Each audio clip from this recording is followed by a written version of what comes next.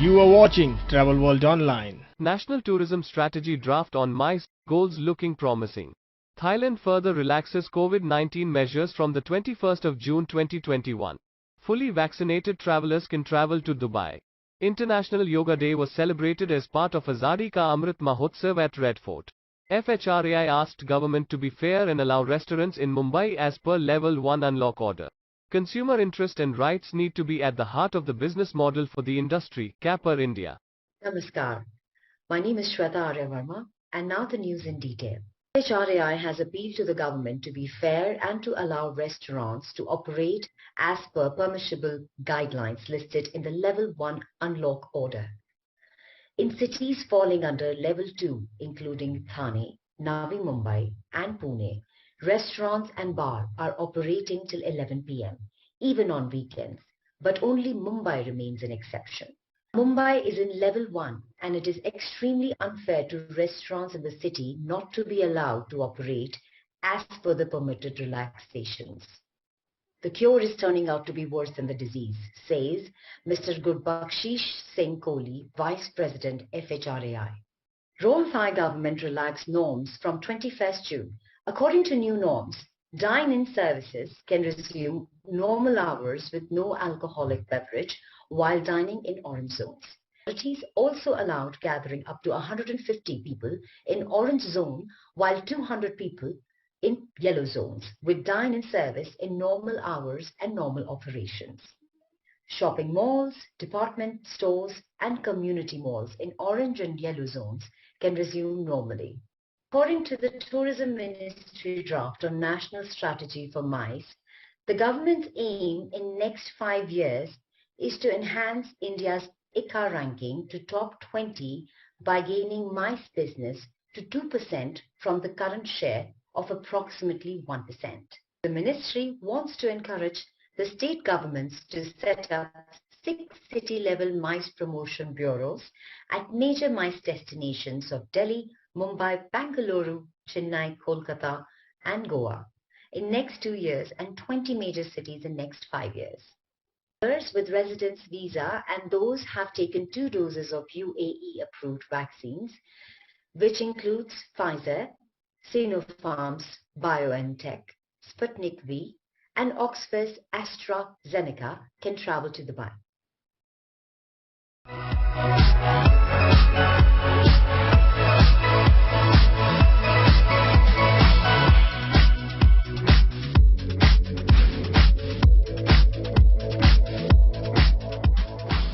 Welcome, Mr. Gopinath.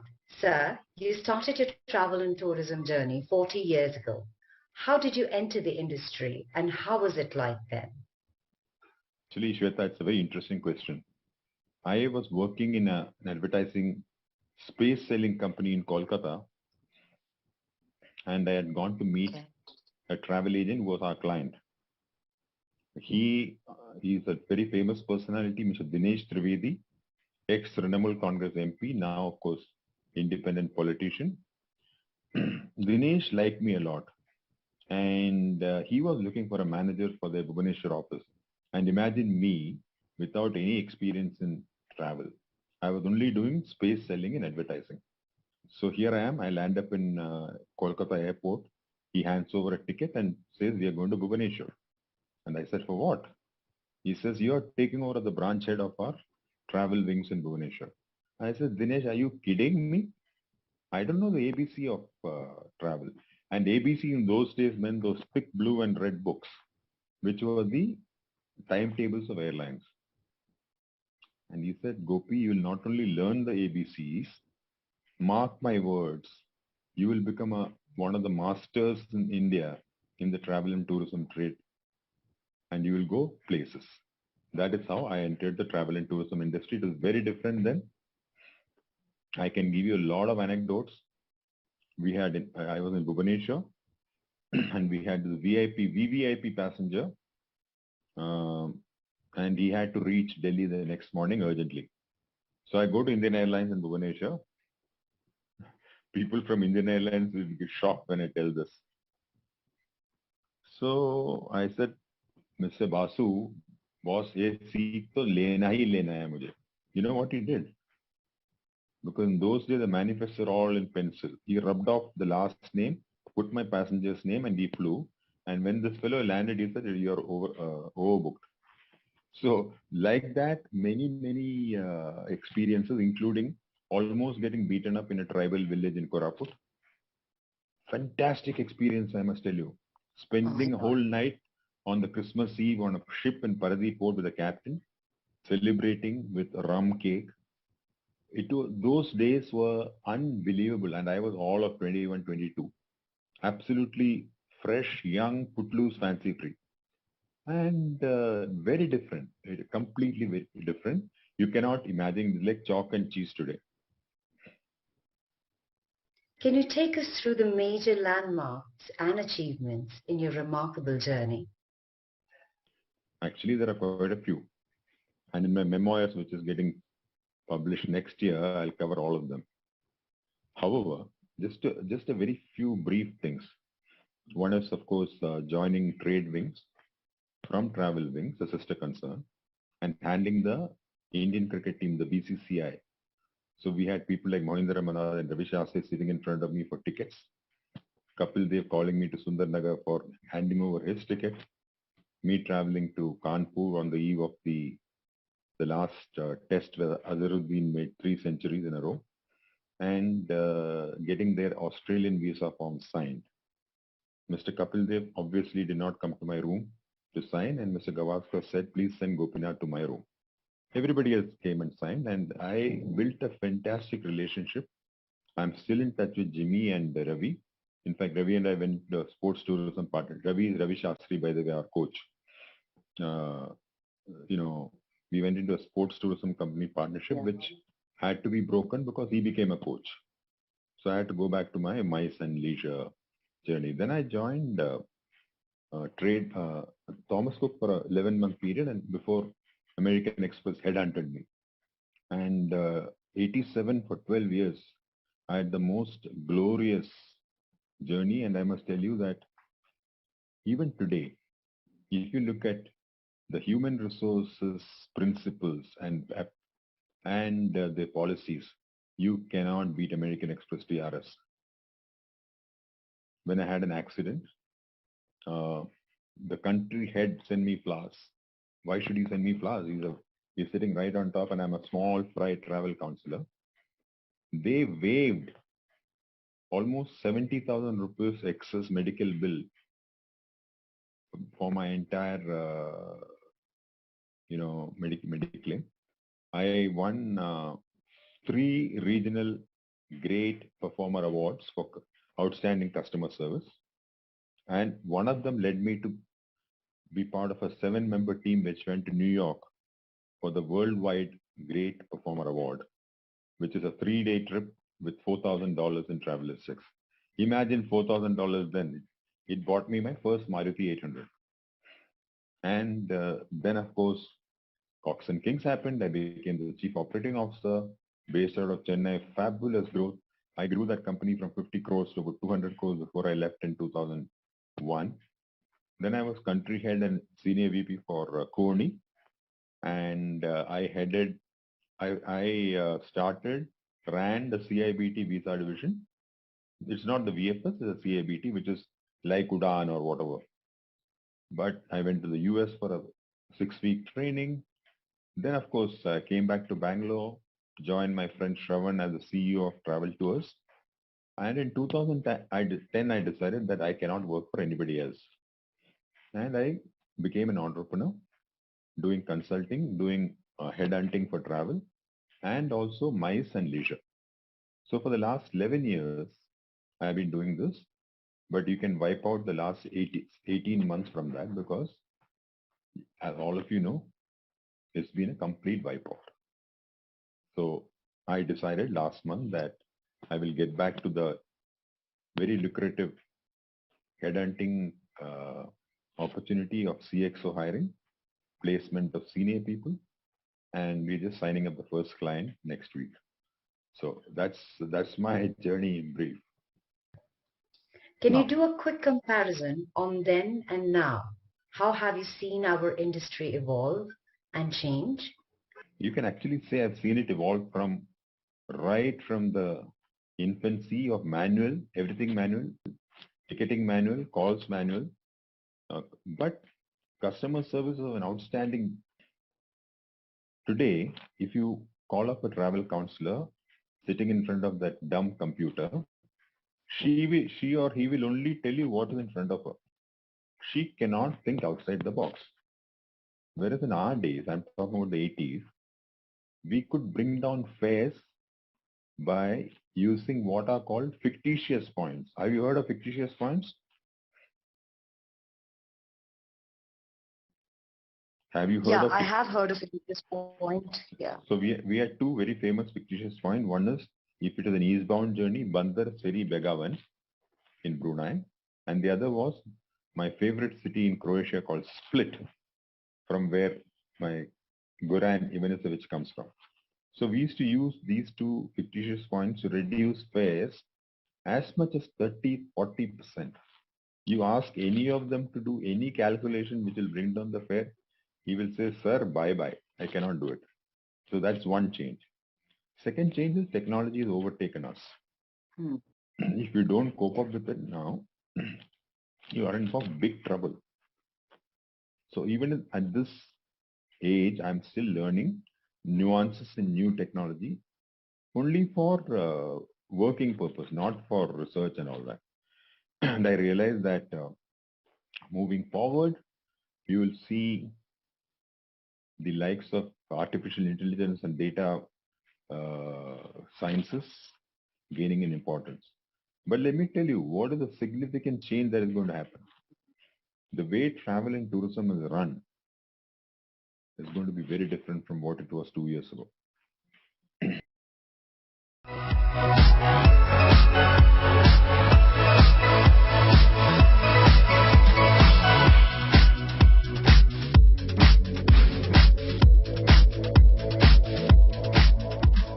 Your Excellency, the Mayor of Izmir Metropolitan Municipality, Mr. Tung Sawyer, distinguished dignitaries, speakers, delegates, my friends from the travel and tourism industry, ladies and gentlemen, I am truly delighted to join the World Pandemic Conference organized by the city of Izmir, which also has a section that focuses on travel and tourism. I must compliment the organizers because it's a great cause. I represent UFTA. Please allow me to briefly refer to UFTA, United Federation of Travel Agents Association. We are a 55-year-old global federation of national associations and are represented in over 70 countries. We are truly delighted that our Golden Jubilee World Congress was hosted in your most beautiful country, Turkey, in the magnificent city of Istanbul. TURSAB is an important and favorite national association member of UFTA. TURSAB, with over 12,000 members, is UFTA's largest member association. It is outstandingly led by the most dynamic president, Mr. Firuz Baglikaya, who's a very popular speaker in UFTA as well. UFTA's role in tourism is very vast and is ably supported by TURSAB. Mr. Setin Gursun, who had served as the Secretary General of TURSAB, is now the Vice President of Tourism in UFTA. UFTA brings heartiest compliments to the Mayor of Izmir, Your Excellency, Mr. Tung Sawyer, for this most outstanding event, which is very rich in content. Your Excellency, we at UFTA are highly appreciative of your leadership to the tourism sector for a very long time.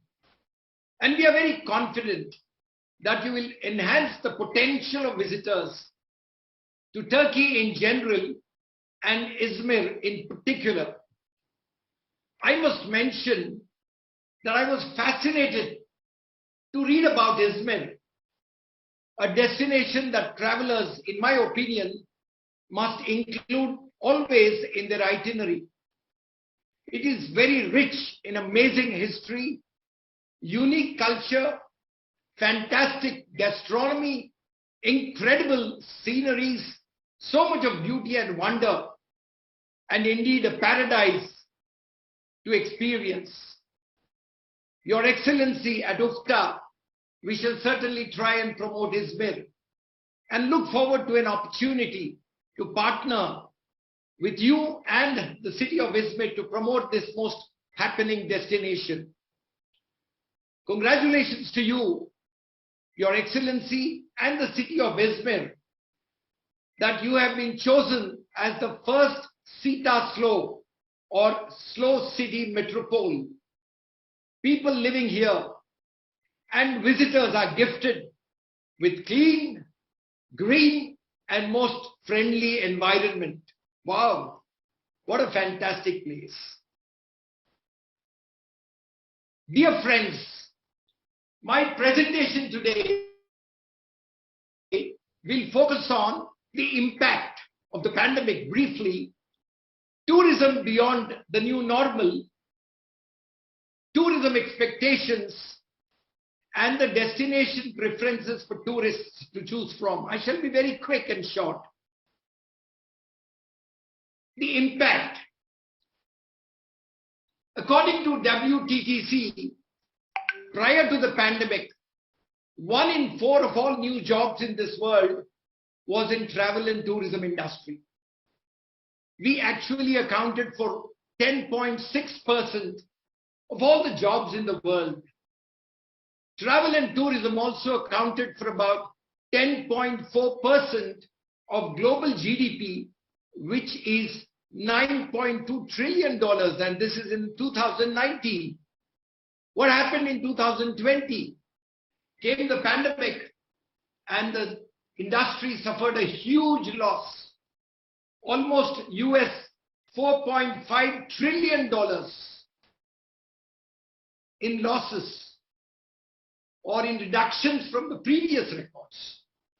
In 2020, 62 million jobs were lost. Domestic visitor spending decreased by 45%. International spending declined by an unprecedented 69.4%. I can go on and give you more statistics, but this is adequate for us to appreciate the size and contribution of this most fascinating industry, which must be brought back to its 2019 levels very soon and then scale up to new levels. So there's a very huge responsibility on the governments, on different nations of the world, and everyone connected as stakeholders in travel and tourism industry to strive to get the industry back as soon as we can to our 2019 levels. When we talk about tourism beyond the new normal, first let us interpret what the pandemic did to our industry. It caused chaos, it caused fear, disruption, brought about uncertainty among travelers, which resulted in people staying back or not traveling as they did before. They were always worried about coping with uncertainty. While this negative impact did bring about a global crisis in many industries, travel and tourism industry took a bigger hit, either in the area of travel, tourism, hospitality, or MICE. The pandemic took away the sheen or the luster of the tourism industry. Tourism was the best form of leisure. You know, you talk about leisure, and tourism was the best form of leisure that people looked forward to. If you want to try and interpret the word leisure, it represents freedom, relaxation, holiday, or vacation, joy and more. Like our basic or physiological needs, tourism became an important need for people because leisure offered them to get away and celebrate the experience. This getaway with a lot of excitement, a lot of fun, offering reunion, discovery, gastronomy for those ardent travelers. Well, life without periodic leisure is very difficult to live. Now the big question is, what next? Travel, tourism, culture and gastronomy during the pandemic has certainly taken a big hit. The world has been asking many questions. How long can this big hit last? When will the world get back closer to normalcy? When will tourism open up again? Will people travel in groups as they did before? Will they opt for longer duration travel? Somebody traveling for 2 weeks, 3 weeks, do you think it will happen again? Now we are confronted with these questions which have a lot of answers. Everyone's trying to give their own response. But in my opinion, and my colleagues in UFTA, we all believe that we need to redesign these questions. The challenge before us is how quickly can we overcome the negative impact and move forward. So the question should now be, what can we offer to support people overcome fear of travel? There's a big fear of travel. So what can we offer to support people overcome this fear? How soon can we create comfort zones for tourists? You know, you need to extend hand-holding. That will give tourists a lot of comfort. How soon can we create these comfort zones so that tourists will start moving out?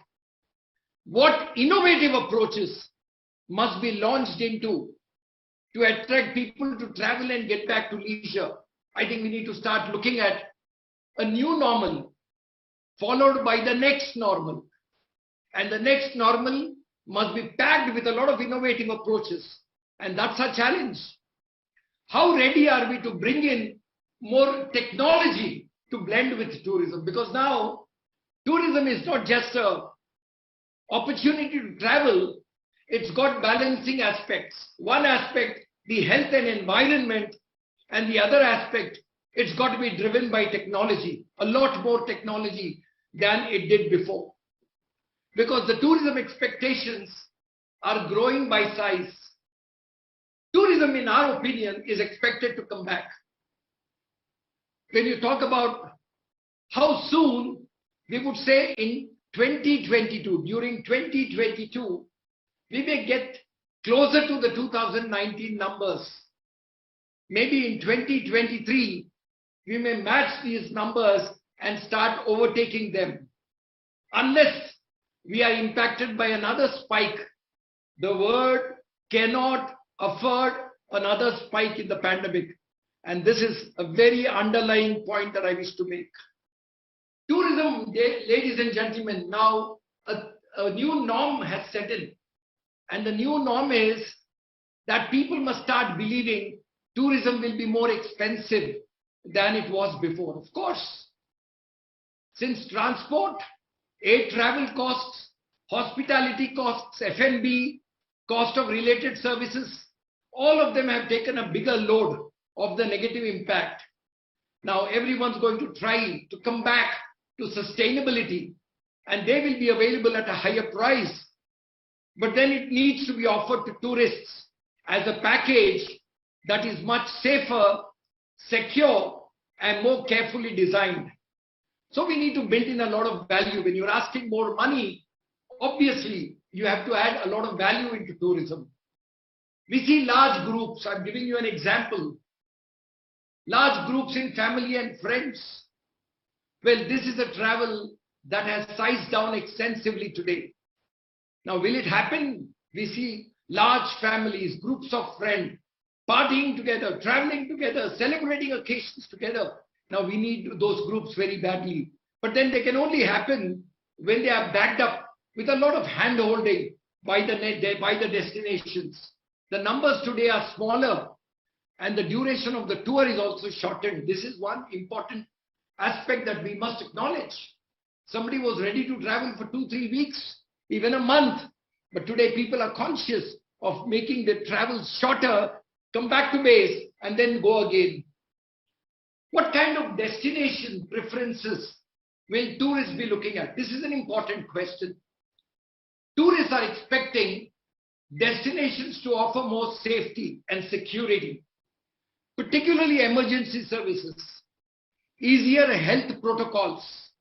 A lot of governments are coming up with protocols. They have to be user-friendly, easier health protocols, more facility at their command, and much better hand-holding. Technology will play an important role. There is a need for many more apps to get introduced to turn up on tourist smartphones with a 24/7 assistance. The app can be their all-time guide and keep them connected every time. So you're traveling, you will have a map which is like your all-time guide. And that map, that particular app can make your life easy. Destinations that reflect care and concern will also be preferred. Media today plays a very big role, and media will continue to play the big role in promoting destinations that are not impacted much with the pandemic. One can't opt for a destination where the cases spike often. This is an area that the local governments must be conscious about. So if you want to promote a destination, make sure the pandemic's impact is the minimal or not there at all. Having said all of this, I must mention there is an urgent need, a high priority need for the governments to work together, to team up if you want tourism to be promoted well. There must be uniform and friendly global health protocols that must encourage more tourism. If your protocol is difficult, impossible to achieve, or making it so complex that people would run away, stay at home rather than taking a getaway, then tourism is getting affected. Surely the government must take care to ensure that there's no inflow of the pandemic into their country. But then that can be done in many more ways which can appear and which are friendly to the tourists. This is one area that the world is certainly concerned about. Now, UFTA is publishing a promotion on vaccine equity. We are talking about vaccine equity. Very soon we have our General Assembly. We will be promoting resolutions, asking governments for friendly protocols to be put into practice, less of discrimination. Without this, tourism will be a challenge as an industry and as an opportunity for the discerning traveler. In conclusion, my dear friends, allow me to say that the times ahead will be a new norm to live and cope with. We have to learn to live and grow with such situations. I always keep telling myself and a lot of my friends that each one of us in our own living must prove to be superior to circumstance. So this kind of an environment certainly is challenging, but it comes with opportunities as well. This is what life is now teaching all of us. Those who can cope up and move fast will make it big. The first mover advantage is offered to the hundreds, thousands, or even millions who are ready to plunge into offering a better world for the purposes of promoting much more tourism. I am quite certain that by the end of this conference, the organizers, led by His Excellency the Mayor and supported well by Tour Sabha, they will come out with some kind of a global directive that can assist nations, countries, organizations like UFTA, work in tandem with WTO and then make it more user-friendly for tourism to succeed, and then very soon try and achieve the numbers that we had in 2019. Our goal is not just to achieve the 2019 numbers. Our goal is to get back to normalcy, go beyond these numbers, and that is where we have to start designing the next normal. All the very best. Congratulations once again, and thank you very much. You are watching Travel World Online.